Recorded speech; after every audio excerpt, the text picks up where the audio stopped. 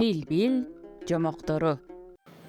Бир күнү түлкү куйругун булактатып, тилин салаңдатып, ээн жерде келе жатып, жалгыз аяк жолдун таманында жаткан койдун куйругун көргөндө кубанып кетти.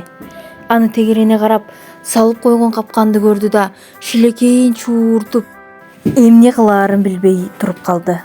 Аңгыча желип жортуп карышкырда келди. Түлкү жагалданып: "Каке, келиңиз. Куйруктан көп жеп коюп, май кекирип турам.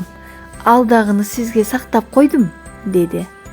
"Астында капкан болбосун", деп шектенип, карышкыр анчалык көңүлсүнбөй мыкчыя тигилди. "Кээде ушинтип кекирейип каласыз. Жебесеңиз өзүм үйгө алып кетейин", деп түлкү баягы май куйрукка тап бергенде, карышкыр түлкүдөн мурда оозун сугунмак болду эле, тумшугу капканга жабышып калды. Куйрук четке ыргып, түлкү аны илип кетти.